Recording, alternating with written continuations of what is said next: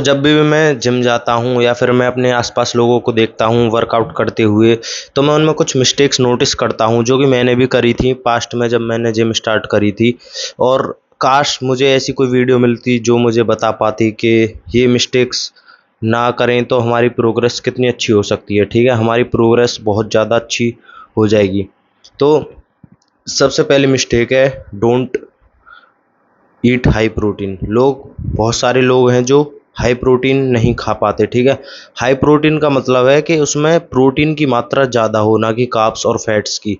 बहुत सारे लोग बनाना शेक्स बनाकर या फिर ऐसी चीज़ बनाते हैं जिसमें प्रोटीन तो होता है 20 से 25 ग्राम, लेकिन उसमें हाई कैलोरीज, हाई फैट्स वगैरह होते हैं, तो वो एक हाई प्रोटीन की कैटेगरी में नहीं आता। ठीक है, आपको लीन प्रोटीन खाना है जिसमें ज़्यादा से ज़्यादा प्रोटीन हो और कार्बोहाइड्रेट्स एंड फैट्स कम हो। ठीक है, या तो कार्बोहाइड्रेट्स कम हो या फैट्स कम हो। उसके लिए सबसे अच्छा सोर्स है प्रोटीन के लिए एग। अगर आप एग खाते हो तो उसमें कार्बोहाइड्रेट नहीं होते, बिल्कुल भी नहीं होते, ऑलमोस्ट जीरो ही होते हैं। एंड हाई फैट और अच्छी क्वालिटी का फैट और सारे माइक्रो न्यूट्रिशंस आपको मिलेंगे। ठीक है, एग में।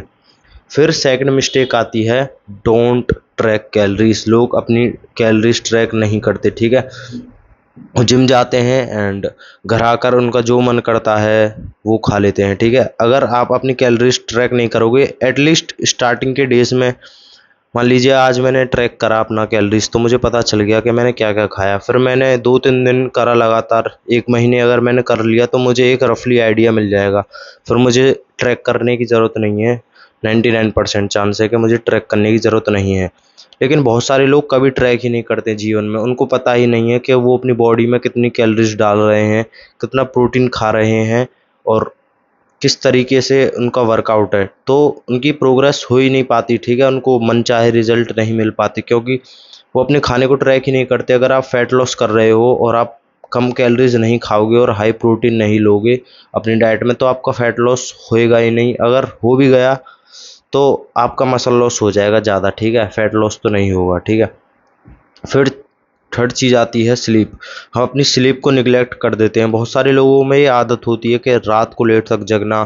बेशक आप 8-9 घंटे सो रहे हो, लेकिन अगर आप रात को लेट तक जगते हो, 2 बजे तक, 3 बजे तक, तो आपकी स्लीप इतनी अच्छी क्वालिटी की नहीं होती। अगर आप 9 या 10 बजे सो जाओगे और 7-8 घंटे भी सोओगे तो वो बहुत ही ज़्यादा हाई क्वालिटी की स्लीप है, जब उस बंदे के मुकाबले जो कि रात में 2-2:30 बजे सोता है और 10 घंटे सोता है। ठीक है, उससे ज़्यादा अच्छी नींद आपको मिलेगी अगर आप 9 से 10 बजे के बीच सो जाते हो डेली।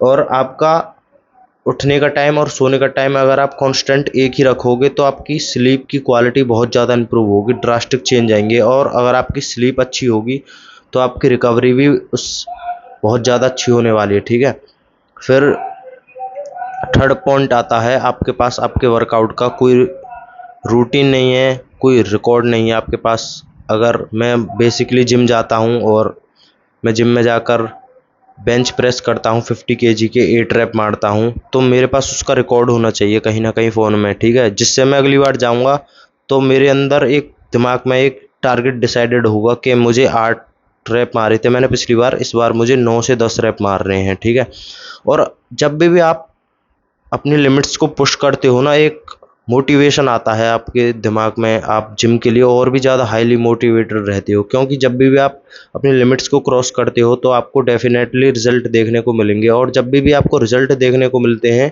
तो आप जिम में और भी ज़्यादा मोटिवेटेड होते हो जिम जाने के लिए। ठीक है, बहुत सारे लोग नहीं जा पाते हैं, उसका यही कारण है कि वो 10 दिन या 12 दिन जाते हैं जिम और उनको कोई रिजल्ट नहीं मिलता तो वो छोड़ देते हैं। ठीक है, आपको ऐसा नहीं करना है। आप जब भी अपना वर्कआउट हिट करो, आपके पास प्रॉपर रिकॉर्ड होना चाहिए। ठीक है, कि मैंने इस एक्सरसाइज से इतने वेट से इतने रैप मारे, और जब आप उसका अगला वर्कआउट लगाने जाओ, बैक का अगला, तो आपको अपनी लिमिट्स को पुश करने की कोशिश करनी है। ठीक है, अब उससे पिछली बार से ज़्यादा रैप निकालने की कोशिश करनी है। यही था आज की वीडियो में, मिलते हैं कल एक और वीडियो में, तब तक के लिए bye bye, see you later tomorrow, good bye.